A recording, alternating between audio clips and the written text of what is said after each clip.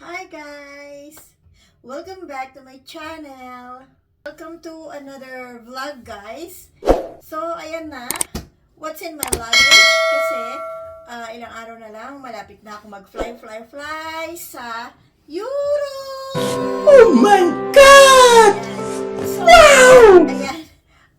Kagaya ng mga pag umaalis kami, siyempre nagbablog ako kung anong mga dadalhin ko. So, this time, ang iba-vlog ko naman yung kung anong dadalhin ko kasi mag-travel ako sa London, sa Paris, sa Amsterdam, the Netherlands, at saka sa Belgium. What? So, tingnan natin kung ano laman ang aking bagahe. Wala masyadong laman. Pero, pang vlog ko na rin, pang content, huling content ko na to bago ako mag-fly, kaya medyo matatagalan bago ako mag-upload. At saka medyo antay-antay sa mga balik-balik, sa mga comments, ayan. Pasensya na, hindi muna ako magiging active dahil busy tayo sa pag-tour sa Europe. Wow! So, umpisahan na natin, guys. Ito.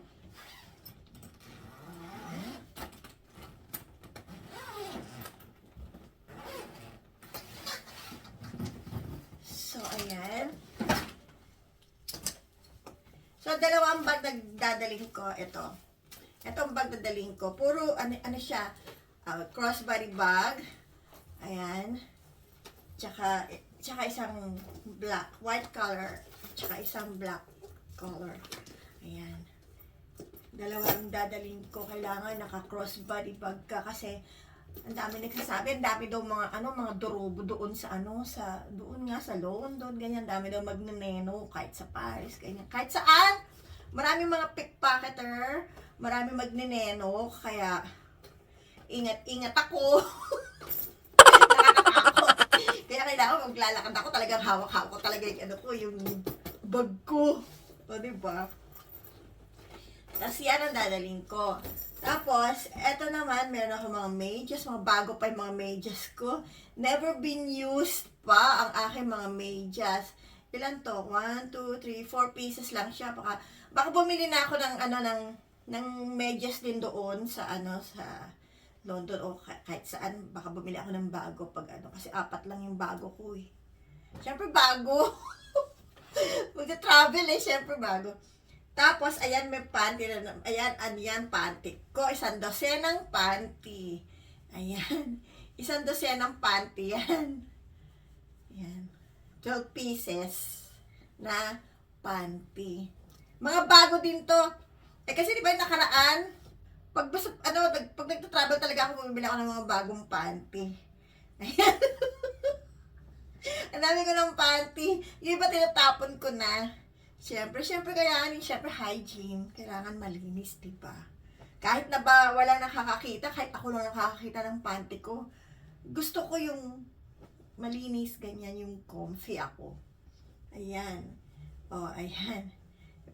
Isang set kasi yan pag bumili ka, siya yung 5 kagad, minsan 7 kagad na yung nakahangir. Yun ang binibili ko. Kaya ayan siya. Mga bago yan, mga bago. Hindi ko na ilalapit. Laki! Ang laki ng size. Kasi syempre may edad na ako, kaya malaki na size ng ng panty ko. Pero nung bata-bata ako, syempre nagtitibak ako. Tapos yung sexy, di ba? Pag nagkakaedad ka na pala, ako sa akin sa iba hindi ko alam Ako gusto ko yung salong-salo na yung pet ko. Yan, kaya medyo large size na. Tapos, yan. Eto naman, ito muna. Dito muna tayo, guys. Dito muna tayo sa Yan, natin siya. Ayan. So, nagdala ako ng plastic.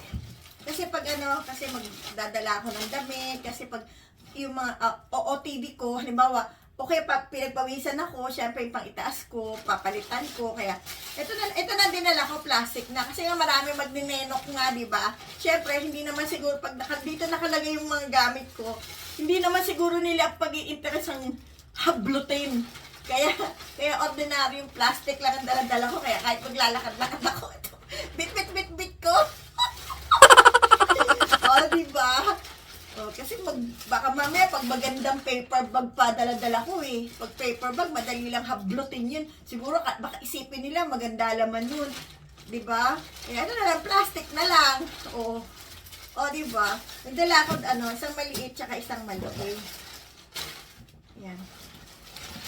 Tapos, of course, meron akong lotion. Ayan, Aveeno lotion.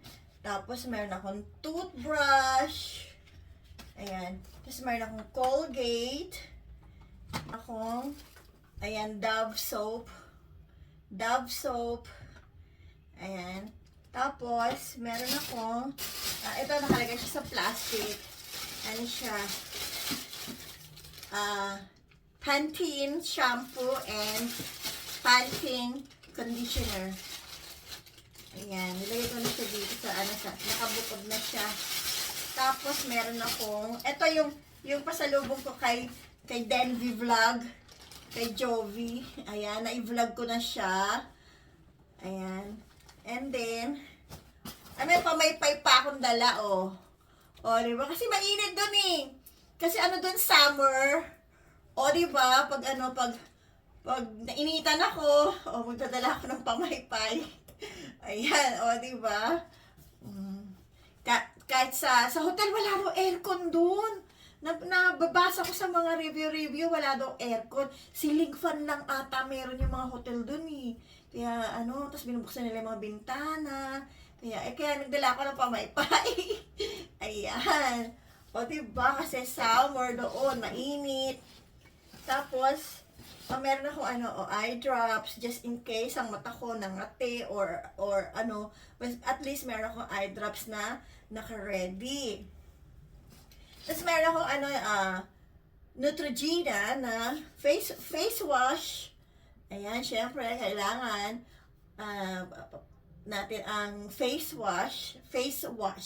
Ayan.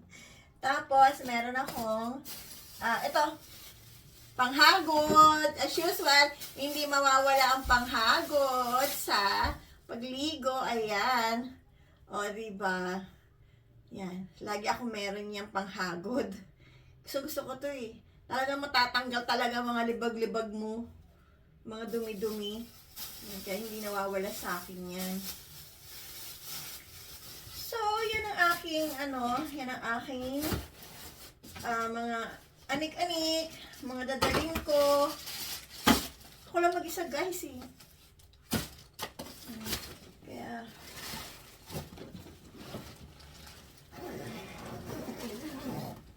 tapos, ito mga damit na to, ito mga damit na to, na siya eh, may mga nakasulat, tsaka na siya, paris-paris na siya, tulad niya, may pantalon na, merong singlet pang loob, tapos may blouse na, tapos pinipair ko na siya, yung mga OOTD ko, outfit of the day ko, ayan.